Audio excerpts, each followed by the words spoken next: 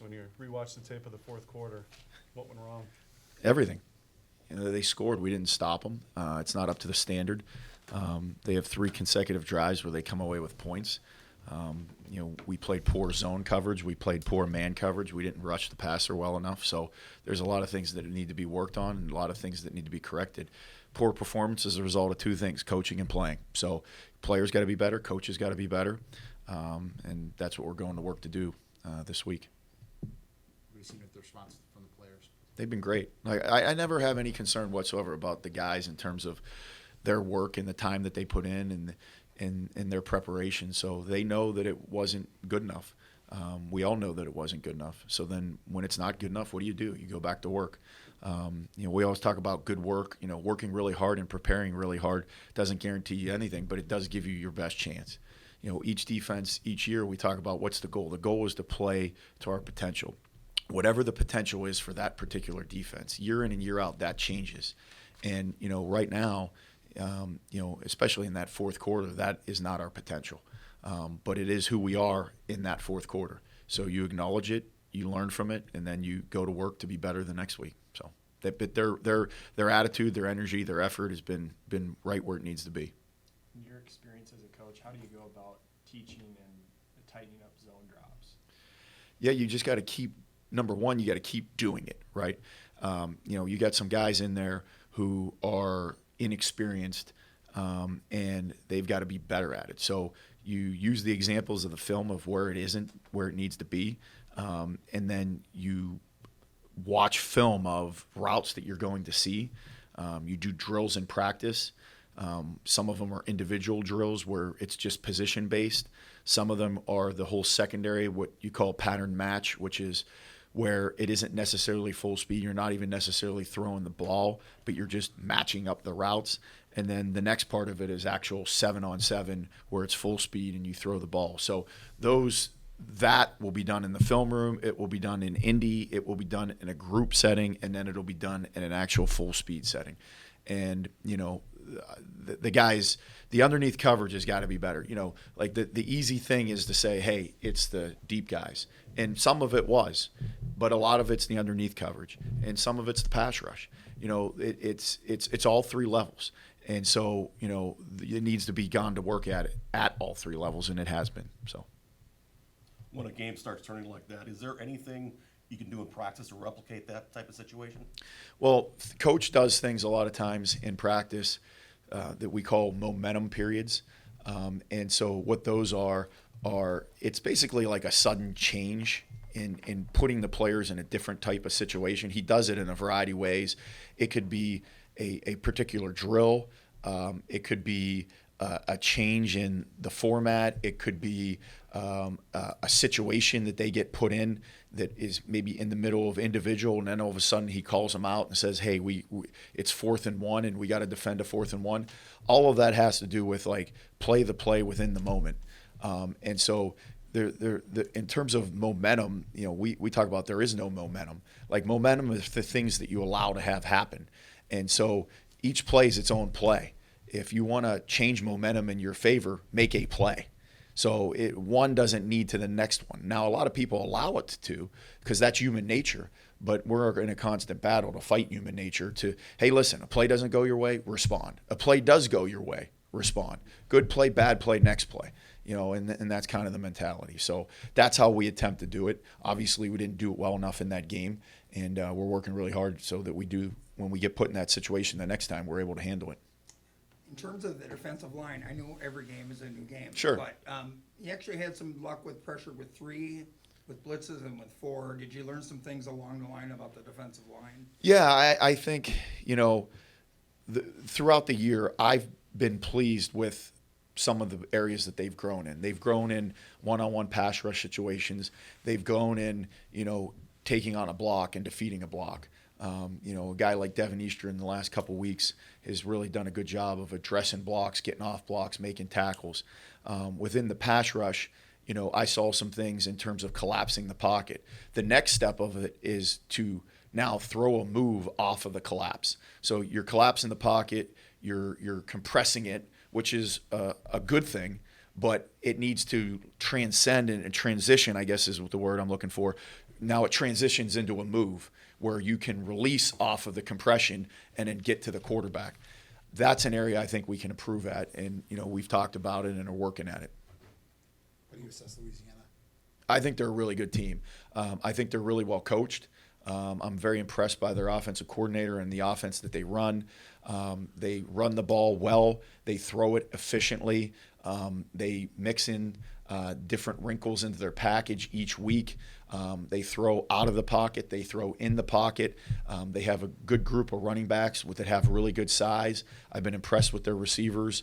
The quarterback, even though he, quote unquote, he stepped in for the starter, I mean, he played awesome. I thought the moment wasn't too big for him. He handled it really well. So as soon as I put the tape on and started watching, obviously we watched them from last season, but when we watched them this is a really good football team. So they have our attention. Every opponent does, but even, you put it on, you see someone who does a really nice job. It's like, okay, this is a really good team, and the same thing with our players. So it'll certainly be a challenge. What were the biggest teaching points to your linebacker after rewatching the Northwestern tape? Well, I think when the game gets into a situation where it's throw, which is really what that became, right? I mean, I want to say like 23 out of the last 25 plays or something like that were just passes. You got to be disciplined in your zones. I felt like it became a little bit of like chasing the play. And do you have animals? Yes, Do you have a cat? I do. Have you ever taken a laser beam and put it on the ground with a cat? I have. Okay, and they run around chasing the laser beam. Okay, well, sometimes that in the quest to make a play, sometimes guys do that. Where like the quarterback looks over here, well, I'm going to go over here. Quarterback looks over here, I'm going to go over here. And I reference that as like chasing the laser beam. We can't chase the laser beam. You can't chase plays. You got to let plays come to you. Okay, if you do your job with elite detail and elite effort, which we call how, and you do that, the plays will come to you. But when you start feeling like I got to make a play and you start chasing plays, then what you actually do is expose lanes. So with the linebackers, that was the conversation. And so, we've got to be better at it. And I believe that we will. Again, we've got, two guys who are playing for the first time and one guy who's playing for the first time in our scheme. And our scheme is very different than what his scheme was. And so, they're working their way through it. I've stood up here and said, hey, I think they had a really good game. I've stood up here and say they got to be better, which it is. And who needs to be better? Their coach. So, because I'm the guy who coaches them. So we're working really hard at addressing it and getting it better. I'm confident in their response. So. Over the season, opponents are 10 for 11 in the red zone. So how are you guys working throughout the week to just shore up that defensive field? Yeah, and when you say 10 for 11 in the red zone, you're talking about just scoring points. I don't look at it that way. I look at it as field goals because at the end of the day, the NCAA stat just comes down to whether or not they score or not. I bring it down to the actual field goal percentage. And so with that in mind, we got to hold them to field goals down there, which I still think we need to be better at. So the reality is those drives that kind of concluded the last couple of weeks have been, one of them was a throw and a couple of them were down in there short and ended up scoring. So we've got to not let them down there as much is the first thing. And the second thing is we got to be able to tighten up the coverage. We got beat, obviously, on the last play where, we get an inside, seam route. We get beat inside. Post safety got moved based on the quarterback's eyes and the ball's completed. So, I don't take it as there need to be drastic changes. I've been coaching this defense long enough that I'm very confident in what we do. It doesn't mean we're always executing it at its highest level. So I don't believe in you got to make a quick left turn off the interstate because things aren't going the way that you want them to go. I believe in you just got to do what you're doing better. And if there's an alteration, then you'll make an alteration. If you need to say it different, I talk to the defensive staff. We have a great defensive staff. Okay, but that doesn't guarantee that we're going to play great defense. Say, look, we might have to say it different. You might have to drill it different.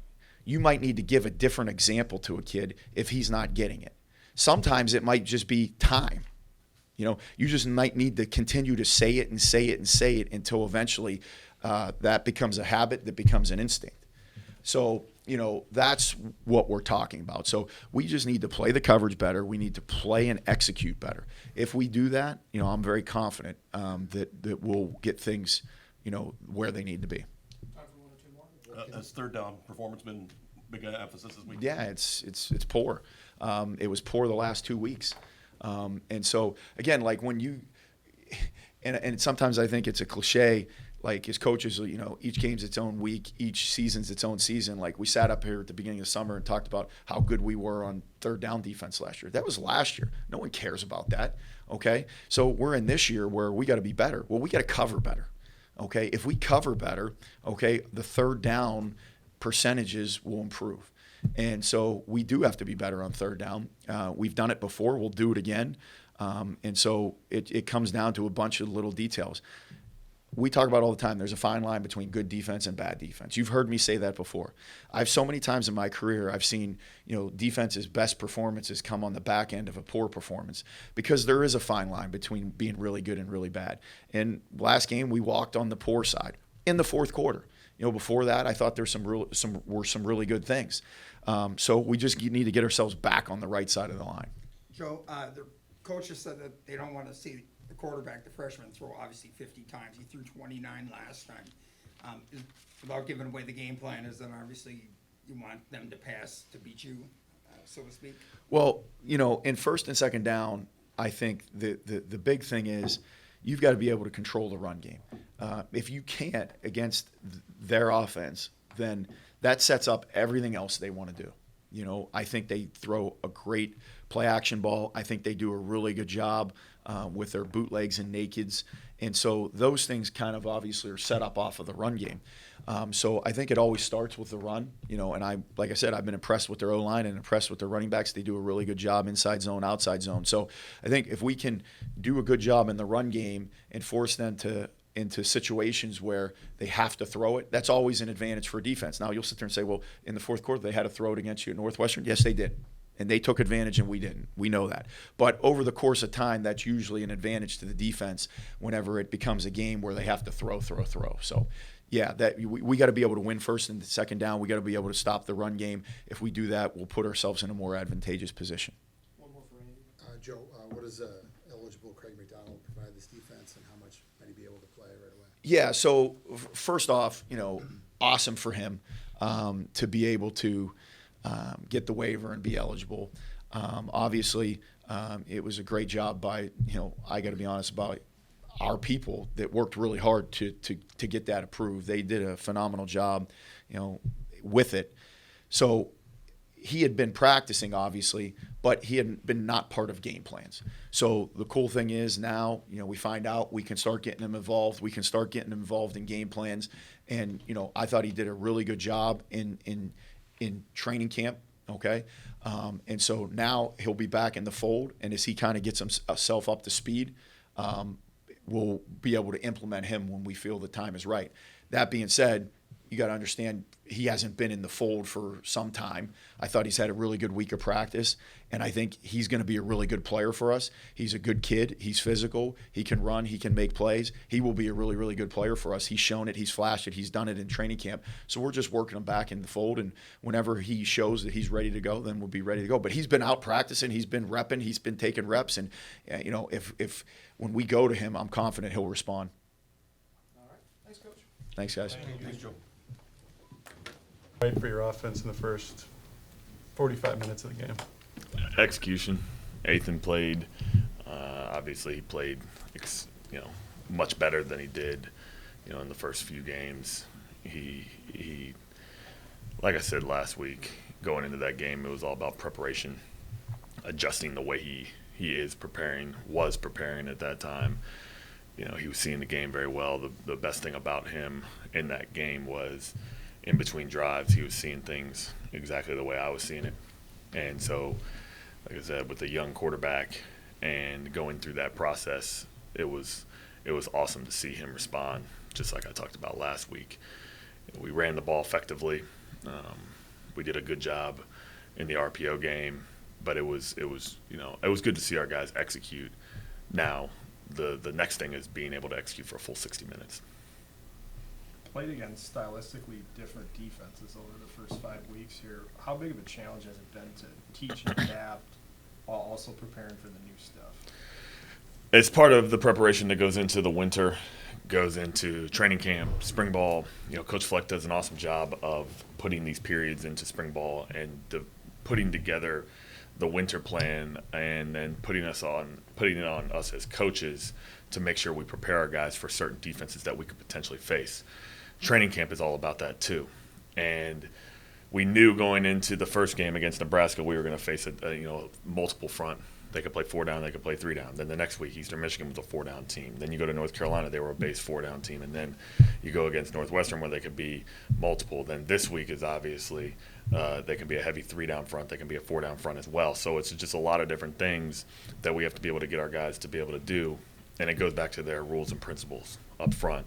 Same thing with the coverages. We talk about our coverage triangle at the quarterback room, wide receiver room, and seeing those things so that when it comes to the game, they're able to go execute and play fast. With the way that Athan responded against Northwestern, do you think about adding more to his plate this upcoming week? Yeah, that's always the plan.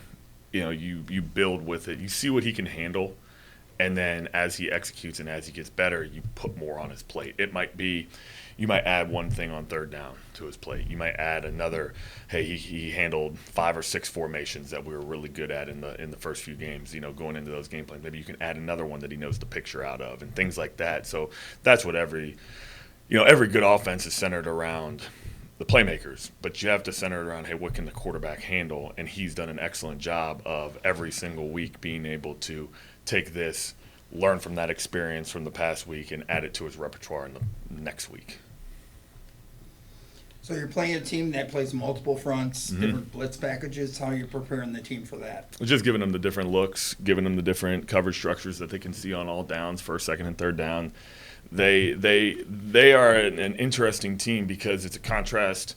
It's a contrast of styles from what you see, a little bit in the Big Ten and even the MAC. In the MAC, obviously I coached in that league for a few years, and you see, the traditional 4 down. You see some teams that play the 3 down and things like that. But they are a multiple team where they do a great job of playing to the strengths of their defense.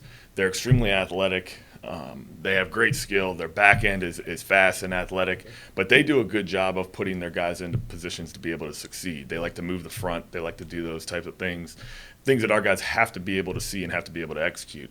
Otherwise, they'll give us problems. Like, we know that, and going into the game, we've given them every single possible, look that they could see. And it goes back to the previous question of, we do that stuff in the offseason. That's what Coach Callahan does, especially with the guys up front, and that type of thing. From what I could see, they disguise their blitzes pretty well. They do. With the multiple fronts. They do a good job, and like every game so far this year, we played good teams, and we have to be able to execute, and we have to be able to see the picture, see it pre-snap, see it post-snap, and then be able to transition from think box to the play box. If other running backs not named Darius Taylor are going to earn snaps, what do they have to show you and Coach Fleck in terms of being able to earn opportunities? Practice preparation. Same thing I went back with Athan last week, just seeing that development through practice. It goes for every single position. Bryce is as solid as they come, and he's done a great job. He's a 1st, 2nd, and 3rd down guy, and we know we can trust him on that. Zach Evans is continuing to get better every single day. Sean Tyler, you guys saw the struggles he had in the Eastern Michigan game. He's put that behind him, and he's gotten better every single day. And that's been the thing, is if you see our practices, you would see the team that guys are continuing to get better every single day. The result has not happened the way that we wanted it in the last 2 weeks, but the process of how we're going about it, we've continued to get better. And I think with that room, Darius has done an outstanding job. And in this league, we know as we go further in the year, you need a number of backs that can step up and play. That's been the message to those guys from Coach McKissick-Luke of who's going to be the next guy to continue to step up, who's going to be the guy that can take the load off of Darius, when Darius is tired, things like that. So we have to continue to develop that room and get them better. What has to happen for Brevin to be to get it going, I guess? He's getting better. He obviously had huge expectations going into the year, and he knows that he has to play at a high level. And part of that too is defenses are, they know about him. Last year he kind of shot onto the scene and it was one of those things where he led the team in receptions. He had 40 some odd catches, and no one really knew about him. And then now, and like I said last year, his biggest strength was probably his run game. Everybody talks about him as a great pass catcher. He improved a ton in the run game. This year, it's been one of those things where when expectations come on you, you have to be able to rise to them. And it's not as if he's playing bad. He's playing at a level that is good at this level. We just want to be able to expect him to play at an elite level. And he's doing that. He's had a great week of practice. I expect him the same thing I said about Ethan. I expect him to be able to respond this week, and he's responded on Tuesday and Wednesday with practice. Where have you noticed the most growth from Lemecki as he's developed here over the past year or so? Mech, he's one of my favorite guys on the team. Obviously we love all our guys, but there's certain guys that you gravitate towards, and Coach Simon, like, he's done a fantastic job with him of developing him, because before this year you think of Lemecki Brockington, you think of the catch against Wisconsin, and that was the only thing that came to mind. Now if you put on his tape and you watch him and the development that he's had, he's too good to take off the field in the run game. He does so many things in that's grunt work. He's like a smaller tight end in the run game, and we ask him to do a lot of things. Then you saw in the North Carolina game, he made a few catches. He did some nice things against that secondary. Then he goes into this past game this past game against Northwestern, and we get into a pass first play down inside the red zone, and we're in a position where he catches a touchdown pass. And it's a great route, it's a great catch, great throw, and the trust factor with him, I told him this week, the trust factor, I know he'll be able to make the play when the ball's thrown his way. I know if we're running where he's got to make a backside block or he's on the front side of a run, I know he's going to execute the block. It's all about trust. It's all about getting better. And the best thing about him, too, the last thing on him is he wants to get better. That's part of it, too, is when a guy wants to get better, it's a great thing, because the coach can coach him, and then he wants to get better, and then you see the results start to happen on the field. Louisiana leads the nation in sacks. What makes them so effective at rushing the passer? Their scheme, number one. Athletically, they have some good DNs. But again, like I go back to the line movements and things like that. They've gotten sacks on first and second down. It's not just third down. And it's kind of one of those things where they do a great job of getting off the ball. And I think it goes back to athleticism. Our tackles, our interior alignment, our tight ends are going to have to be on their game, and they're going to have to be able to know, okay, these guys, it's not just some group of 5 team coming in here. We know that this team, they've been a 9-10 win team in the past, and they've been to bowl games. They've been in the race down in the Sun Belt, and they're in a position where we know we have to be able to execute up front, we have to execute out on the perimeter, and we have to execute quarterback in order to have success this weekend. What was the message to the offense on Sunday and Tuesday about being able to finish games in that fourth quarter? You look at the stat line, and the thing that we went to with the game was we were good in the first half on third down. We were poor on the second half, and part of that is I have to continue to put them in positions to succeed. That's my job. And the next thing of it is our guys have to continue to go out and execute. And it's easy for us to say execute right now. It's easy for me to say for the offense to go out and execute. But through Tuesday and Wednesday, we've done that. And that's been a huge emphasis. And the third down plan, every single week you want to be in third and short. And we always say as an offense, the best third down team is a great first and second down team. And if you look at those drives where we stalled on third down, we weren't great on first and second down. You look at the first half, we were in third and short a number of times where we were able to execute it. We ended up having the 4th and 1, in the second half where we ended up scoring the touchdown. We were in 3rd and 3.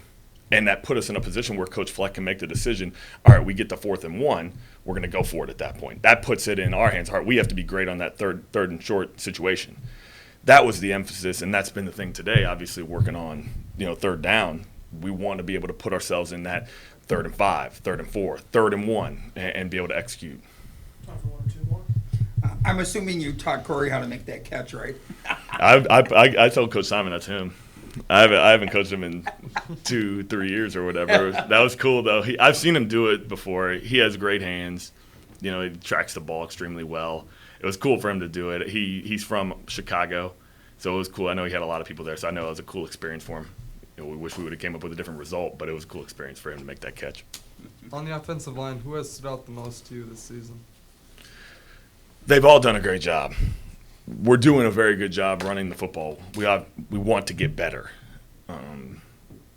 As far as one individual, I always like to highlight those three guys, Quinn, Tay, and Bo. They're doing an awesome job of leading the group. And when you lose a guy like John Michael, you look at who's going to be the next guy to step up. And all offseason, all winter, we wanted those three to be able to take that group and make them the level that Coach Callahan wants them to be at. Coach Fleck always tells our guys we want to be a player-led team. And once we transition from the coach-led to the player-led, that gives us a chance. And in that room, those three have taken the room, and they've brought Tyler Cooper up. They've brought Martez Lewis up. They've brought Greg Johnson along.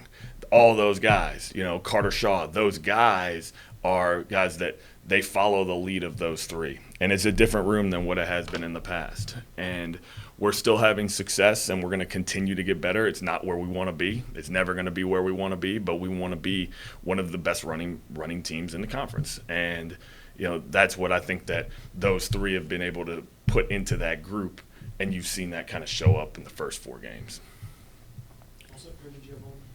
I was curious now at your, 4 weeks into being the primary play caller, what adjustments has it been, and are you as a passionate coach one of those guys that after the game that you tear yourself up over 3 or 4 different plays? Are you able to say, I think we made the right calls there, the result wasn't that, or how have you been able to manage through that now? Well, first of all, I have good people working with me.